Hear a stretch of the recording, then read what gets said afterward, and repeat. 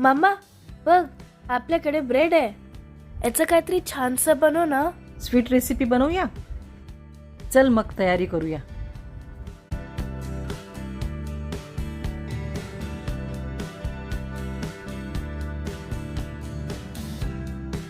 नमस्कार मैत्रिणींनो, मी रश्मी. नागपूरकर्स किचनमध्ये तुम्हा सर्वांचं पुन्हा एकदा मनापासून स्वागत आहे. आपण आज या ब्रेडपासनं रेसिपी बघूया. आज मी एक नाही तर 2 रेसिपी शेअर करते आहे. रेसिपी संपूर्ण बघा. कढईमध्ये अर्धा लिटर दूध घ्यायचं.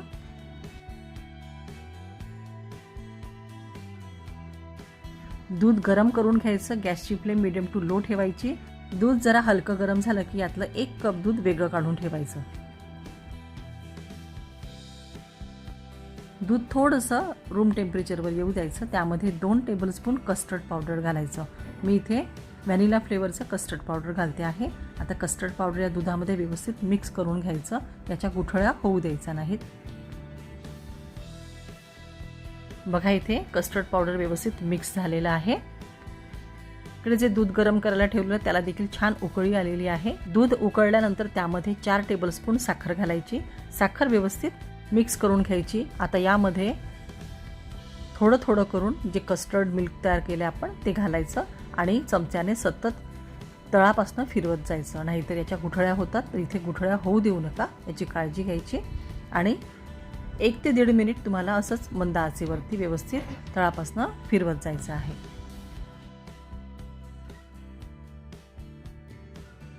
थोड्या वेळातच कस्टर्ड छान क्रीमी होतं आणि घट्ट व्हायला लागतं. बघा, अशा प्रकारे कस्टर्ड तयार करायचं आहे.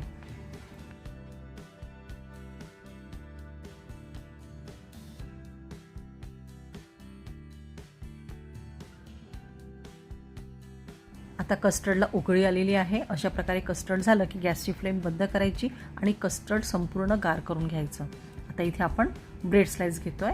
तर इथे मी 3 ब्रेड स्लाइस घेतलेले आहेत. ब्रेडच्या साईडच्या कडा काढून घ्यायच्यात आणि अशा प्रकारे याचे छोटे पीसेस करून घ्यायचे. आता पॅन गरम करून घ्यायचं. गॅसची फ्लेम अगदी मंद ठेवायची. यामध्ये 2 टेबलस्पून बटर घालायचं.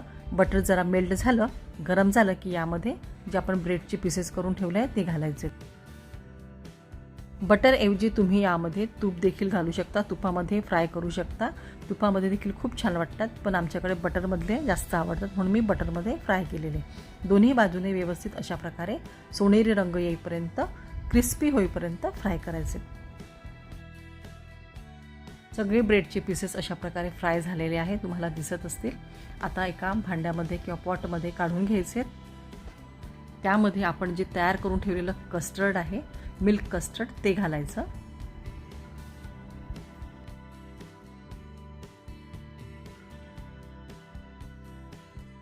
आता यावरती थोडे केशर घालायचं आणि तुमच्या आवडीनुसार तुम्ही यामध्ये ड्रायफ्रूट्स घालायचे.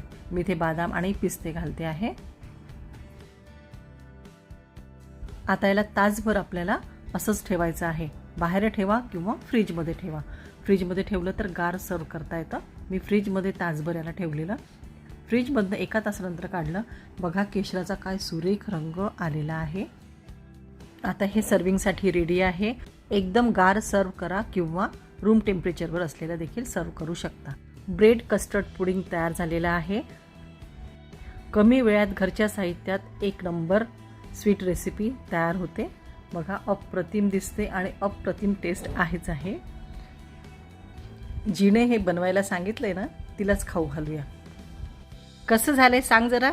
मम्मा, खूपच टेस्टी झालंय. मस्त झालंय.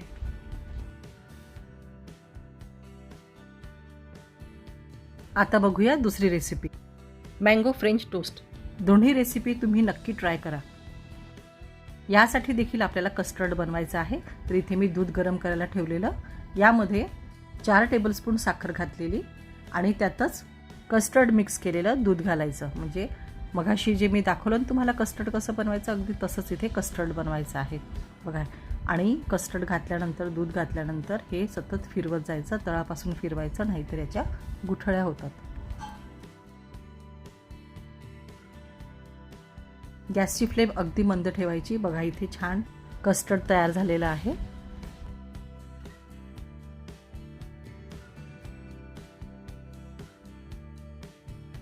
आता या स्टेजला यात घालायचं अर्धा वाटी मँगो पल्प. मँगो पल्प कस्टर्डमध्ये व्यवस्थित मिक्स करून घ्यायचं. गॅसची फ्लेम अगदी मंद ठेवायची. बघा इथे आता कस्टर्ड छान उकळलेलं आहे. गॅसची फ्लेम बंद करायची आणि कस्टर्ड गार करून घ्यायचं. कस्टर्ड गार होईपर्यंत आपण दुसरी तयारी करूया. 2 टेबलस्पून मेल्टेड बटर घ्यायचं. त्यामध्ये 1 टेबलस्पून पिठी साखर म्हणजे साखरेची पावडर घालायची आणि बटरमध्ये व्यवस्थित मिक्स करून घ्यायची. इथे 2 ब्रेड स्लाइस घेतलेल्या, याच्या साईडच्या कडा काढून घ्यायच्यात.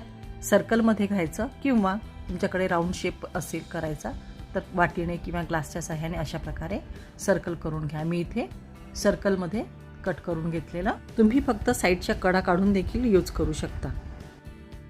एका ब्रेड स्लाइसवरती बटरमध्ये जे आपण पावडर शुगर मिक्स करून ठेवलं आहे ते लावायचं. सगळीकडे एकसारखं स्प्रेड करायचं.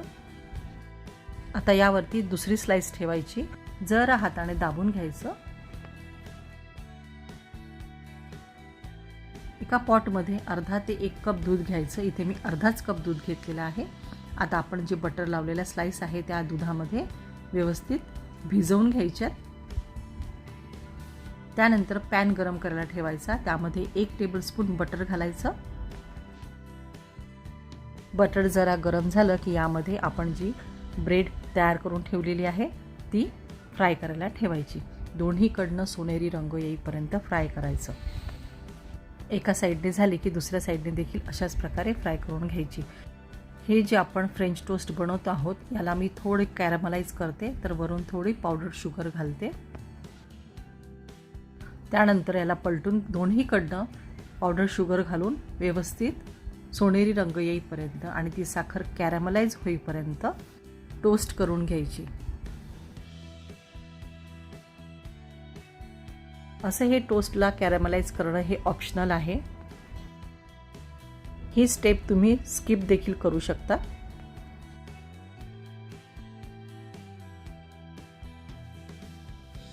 बघा इथे आपले फ्रेंच टोस्ट तयार आहे. बघा इथे कॅरमलाइज केल्यामुळे काय सुंदर चकाकी आलेली आहे. आता फ्रेंच टोस्टला आपण सर्व करूया. प्लेटमध्ये किंवा छोट्या बाउलमध्ये तयार कस्टर्ड घालायचं. कस्टर्ड गार असायला हवं. त्यावरती फ्रेंच टोस्ट ठेवायचा. त्यावरती पावडर शुगर स्प्रिंकल करायची.